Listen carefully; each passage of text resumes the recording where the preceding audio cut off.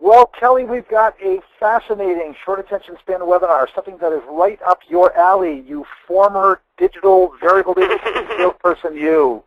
Such a good question.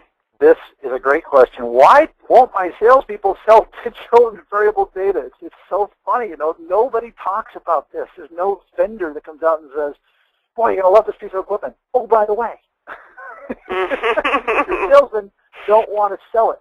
And why? Well, here's the thing. And Kelly and I have both sold digital. We've both sold variable. We've spoken on this together at Graphs Expo. And this to us is a fascinating subject and one that we take very personally. Because here's the thing.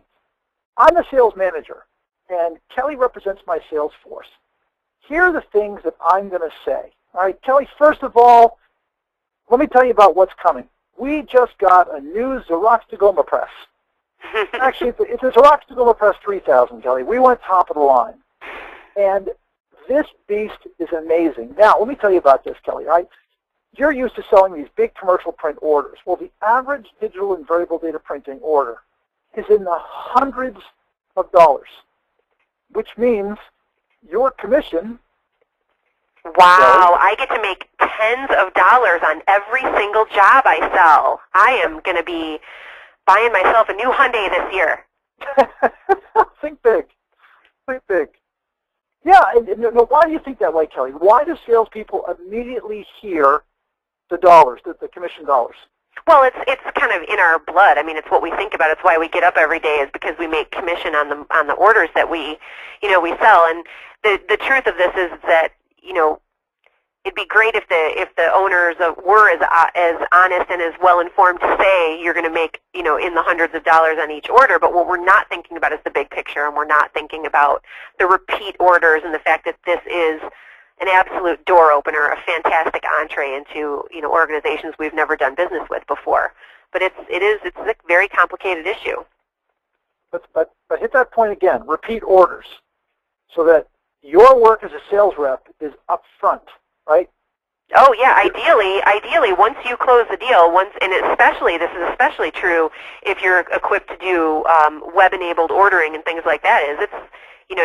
You're theoretically your work is done when the contract is signed or when that mechanism is put in place, and then the orders, again, theoretically pour in many times, multiple times a day, and then your commission statement shows up at the end of the month, and you're making way, way, way more than tens of dollars, and for much less effort. Okay. So then, Kelly, the other great thing about this piece of equipment, it's brand new technology. This is something that we've never been involved with before, and you're going to love this. I know how much you love new. New is scary. New is scary. I'm always afraid when I hear something that's new, because it means, oh boy, I got to go back to the drawing board. I got to learn. And again, this is something that we're all getting in our own way with, because we make these things seem much, much more complicated than they actually are. We actually really have to just look at this for what it is, keep it simple, and break this down to understanding what the applications are and how I can translate that into solving problems for my customers. So this is really where we need to stay focused here, which is, yes, it's new, but you are more than capable of learning it, and more importantly, translating it into how it will make you indispensable to your customers. Wow, here's more good news, Kelly. Because I know how entrenched you are in the print buyer. You are going to get to meet all new people, because you are going to be selling digital and variable to a different department. You're going to be working with VPs of marketing. You're going to be working with chief information officers. That's a whole new group. But when I say that, Kelly, what did you just hear me say? Well, it's definitely would make me feel uncomfortable. Anything with a C in front of its name usually makes me scared, because what I have forgotten is that they're just people that wake up every morning with problems just like everybody else. So where the conversation is very different from the where do I need to be per thousand to get you to sign this purchase order, now it's a conversation that has to do with understanding basic marketing techniques and campaigns and things like that. So yes, it's not comfortable, but again, the opportunity is absolutely tremendous. So we need to remember that we're just one human being talking to another human being.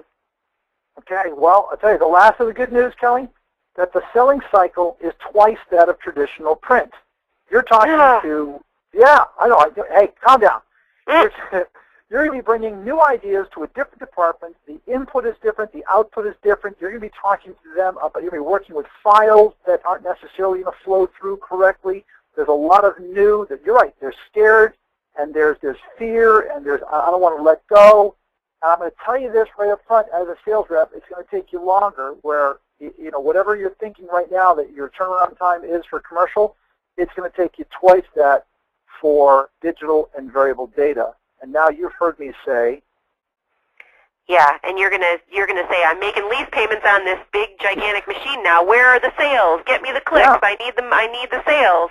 And so there is that disparity between management and sales to say, look, we all have to agree and understand that it does take time. So we lay the groundwork, possibly even ahead of time. You know, if we've really been smart about this, we're actually planting the seeds with our customers before that equipment even hits the floor. But we understand that it does take time, and so the consistent effort here is very, very important.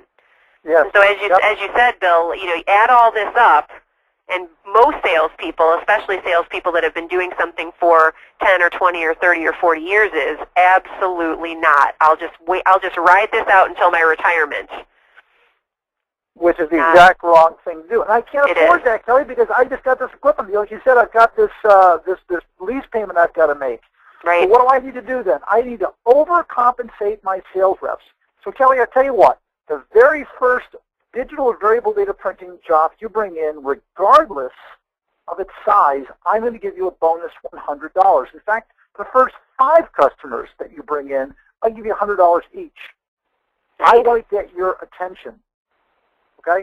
Now, the other thing I'm going to do, Kelly, is I'm going to teach you verticals. I'm going to sit down with you and say, all right, here's how digital and variable fits with a hospital. Here's where you can sell it at a manufacturer, at a realtor, at a restaurant, at a college. I'm going to break it down for you. That information is available through the vendor that I bought the equipment from. It's also available through PODI, perhaps the trade association that I belong to.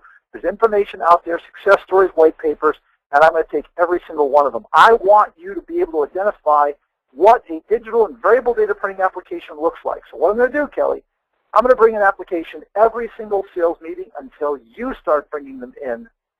Once you realize the pattern, because they're in the Wall Street Journal every day, once you realize the pattern, then I think it will help you to identify those apps, make it a lot easier for you. The other thing I'm going to do for you, Kelly, is I'm going to hold seminars. I'm going to bring in speakers. I'm going to tap my equipment vendor and say, you come and talk to my customers and my prospects. We're going to do lunch and learns. I'm going to throw marketing materials out there. And then I'm going to talk about success stories amongst the sales force and who makes what. I want you guys looking over the fence at each other and saying, how come Kelly's making all that money? But here's the thing, Kelly. If this is something you're not going to do, I'm going to do it directly. As president of the company, I'm going to go talk to other presidents of companies, and I'm going to make the pitch directly to them because I've got a vested interest in this. So there are some tips for helping you. And Kelly, you've sold this before, right? Yeah, definitely. Your chief compensator, your chief motivator was what? Well, it's a lot of things. It's definitely staying relevant. It's having a new story to tell. It's being able to, tell everybody out there that your company is making investments in new technology and trying to stay ahead of the curve, which are all great, great stories to be able to tell, rather than, about your 40-year-old piece of iron on your floor. So it was definitely, about the future and about, again, staying relevant. It's an exciting world to be in because there are so many different things, so many different applications, and at the end of the day, you're solving problems for people. They have needs, they have challenges with regard to their marketing, and a lot of these digital applications help solve those problems.